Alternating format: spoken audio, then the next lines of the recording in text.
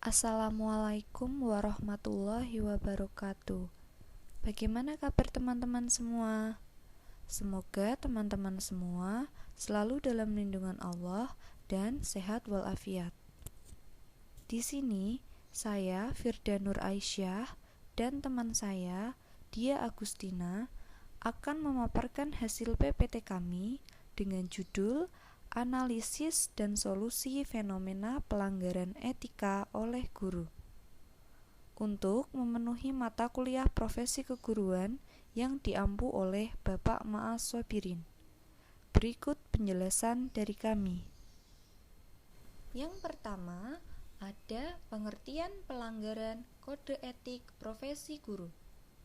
Etika profesi guru lebih dikenal dengan sebutan Kode Etik Guru. Sebagai hasil Kongres seluruh utusan cabang dan pengurus daerah PGRI seluruh Indonesia di Jakarta tahun 1973.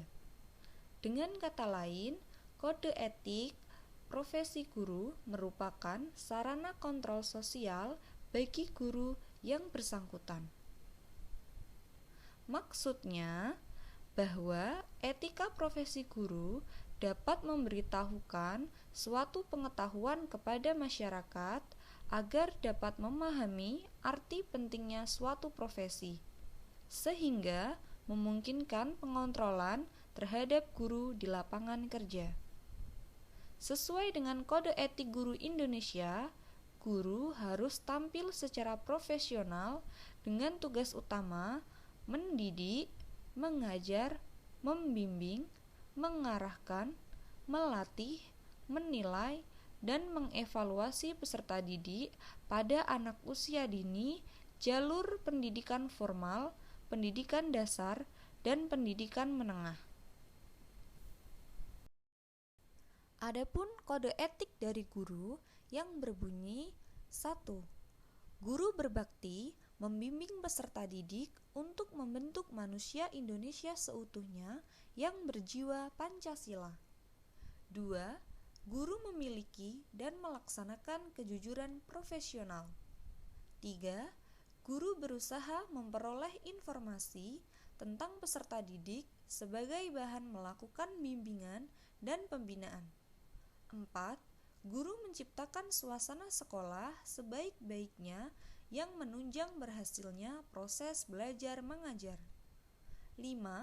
Guru memelihara hubungan baik dengan orang tua murid dan masyarakat sekitarnya untuk membina peran serta dan rasa tanggung jawab bersama terhadap pendidikan. 6. Guru secara pribadi dan bersama-sama mengembangkan dan meningkatkan mutu dan martabat profesinya. Guru memelihara hubungan seprofesi, semangat kekeluargaan, dan kesetiakawanan sosial. 7. Guru secara bersama-sama memelihara dan meningkatkan mutu organisasi PGRI sebagai sarana perjuangan dan pengabdian. Dan yang ke-8, guru melaksanakan segala kebijakan pemerintah dalam bidang pendidikan. Jadi, pelanggaran kode etik guru adalah penyimpangan yang dilakukan guru terhadap norma-norma atau aturan tata susila yang mengatur tingkah laku guru dalam melaksanakan profesinya sebagai pendidik.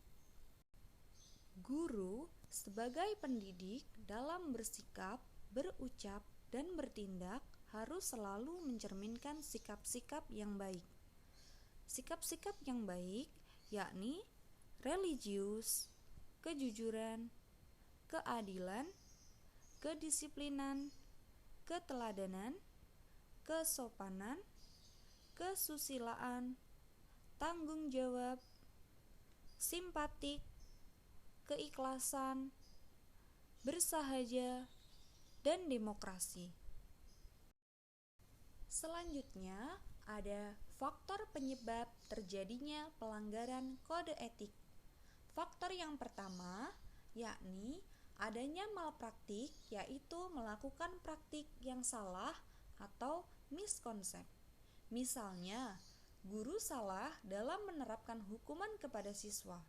Adapun alasannya, tindakan kekerasan maupun pencabulan guru terhadap siswa merupakan suatu pelanggaran.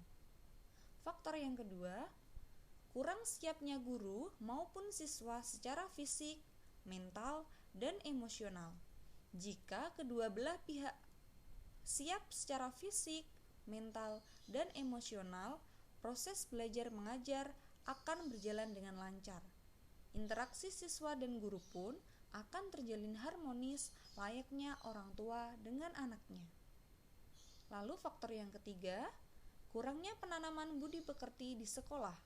Pelajaran budi pekerti sekarang ini sudah tidak ada lagi. Kalaupun ada, sifatnya hanya sebagai pelengkap. Lantaran diintegrasikan dengan berbagai mata pelajaran yang ada.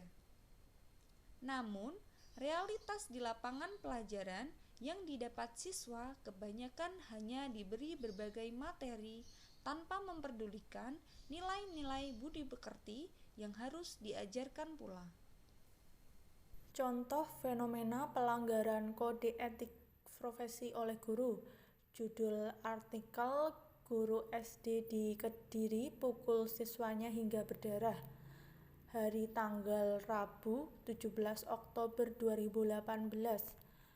Seorang guru SD Negeri Klampitan 2, Kecamatan Purwoasri, Kabupaten Kediri yang berinisial MJ, 57 tahun, memukul siswanya yang berinisial MF, 13 tahun, sehingga hidungnya berdarah dan mimisan. Kronologisnya, kejadian ini bermula saat hari itu MJ, yaitu guru mata pelajaran di kelas, korban memberikan materi pelajaran matematika. MJ kemudian memberikan tugas matematika yang dikerjakan secara berkelompok. MJ merupakan bagian kelompok dari kelompok 4 bersama rekannya, yaitu AG dan DG. MJ diduga kesal dengan kelompok 4 karena di saat itu ia memberikan pekerjaan siswanya. Kelompok tersebut tidak segera mengerjakan tugas yang diberikannya sehingga MJ memukul bagian muka korban dengan punggung tangan kanannya. Akibatnya, pukulan tersebut mengenai hidung korban sehingga berdarah atau mimisan. Setelah dipukul MJ, korban pun langsung pulang dan memberitahukan kejadian yang menimpa ini kepada orang tuanya. Kejadian tersebut kemudian dilaporkan oleh ibu korban Nyonya Titik ke Polsek Purwoasri hari Rabu 17 Oktober 2018. Sementara itu, Kapolres Kediri AKBP Roni Saipul Faton menjelaskan kasus kekerasan yang menimpa siswa SD sudah diselesaikan secara kekeluargaan. Kedua belah pihak, orang tua, sekolah, dan pihak guru telah bersepakat untuk saling memaafkan, sehingga kejadian itu diselesaikan kekeluargaan untuk menjaga pembelajaran di sekolah. Gurunya khilaf saat memukul mengenai hidung siswanya. Kedua belah pihak sepakat menyelesaikan secara kekeluargaan. Analisis berdasarkan uraian di atas dalam kasus guru SD di Kediri pukul siswanya hingga berdarah, kelas terdapat beberapa pelanggaran kode etik guru di Indonesia dan peraturan perundang-undangan yang dilanggar karena tindakan yang dilakukan oleh pelaku MJ berupa kekerasan fisik terhadap siswanya. Pelanggaran kode etik guru yang dilanggar oleh pelaku yaitu: yang pertama, pada pasal 3 ayat 1 menjelaskan bahwa guru mengucapkan sumpah atau janji guru untuk mematuhi nilai-nilai moral yang termuat dalam Kode Etik Guru Indonesia dalam bersikap dan berperilaku di sekolah maupun di lingkungan masyarakat. Dalam kasus tersebut, guru melakukan kekerasan fisik terhadap siswanya sehingga siswa tersebut mengalami mimisan. Pada kasus ini, guru telah melanggar sumpahnya dengan tidak mematuhi nilai yang terkandung dalam Kode Etik Guru Indonesia. Yang kedua, pada pasal 6 ayat 1, guru berperilaku secara profesional dalam melaksanakan tugas mendidik, mengajar, membimbing, mengarahkan, melatih, menilai, dan mengevaluasi proses dan hasil pembelajaran. Dalam kasus ini, guru pelajaran matematika yang berinisial MJ telah berperilaku tidak profesional dengan menunjukkan kekerasan pada siswanya. Yang ketiga, pada pasal 6 ayat 3 menjelaskan tentang hubungan guru dengan sekolah. Dalam kasus ini, guru telah merusak reputasi sekolah dengan melakukan tindakan kekerasan. Selanjutnya, nomor 4 pada pasal 6 ayat 1 poin F, guru tidak boleh melakukan tindakan dan mengeluarkan pendapat yang akan merendahkan profesionalnya. Dalam kasus ini, tindak kekerasan yang dilakukan pelaku merupakan tindakan yang merendahkan profesi. Berikut peraturan perundang-undangan Republik Indonesia yang dilanggar oleh pelaku.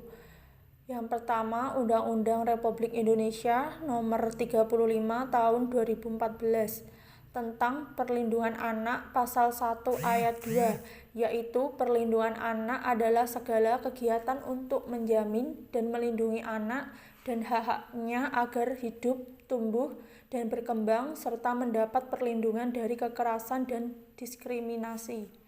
Selanjutnya yang kedua, Undang-Undang Republik Indonesia Nomor 35 Tahun 2014 tentang Perlindungan Anak Pasal 1 Ayat 15A bahwa kekerasan adalah kegiatan perbuatan terhadap anak yang berakibat timbulnya kesengsaraan atau penderitaan secara fisik, psikis, seksual, dan atau penerantaran terhadap ancaman untuk melakukan perbuatan pemaksaan atau perampasan kemerdekaan secara melawan hukum. Yang ketiga, Undang-Undang Republik Indonesia Nomor 35 Tahun 2014 tentang Perlindungan Anak Pasal 15 poin D, setiap anak berhak untuk memperoleh perlindungan dari pelibatan dalam peristiwa yang mengandung unsur kekerasan. Selanjutnya nomor 4, Undang-Undang Republik Indonesia Nomor 35 Tahun 2014 tentang Perlindungan Anak Pasal 54 bahwa anak itu dalam dan lindungan satuan pendidikan wajib mendapatkan perlindungan dari tindak kekerasan psikis, kejahatan seksual, dan kejahatan lainnya yang dilakukan oleh pendidik, tenaga pendidikan, sesama peserta didik, atau pihak lain.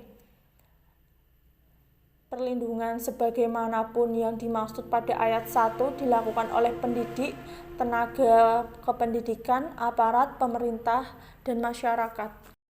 Solusi fenomena pelanggaran etika oleh guru.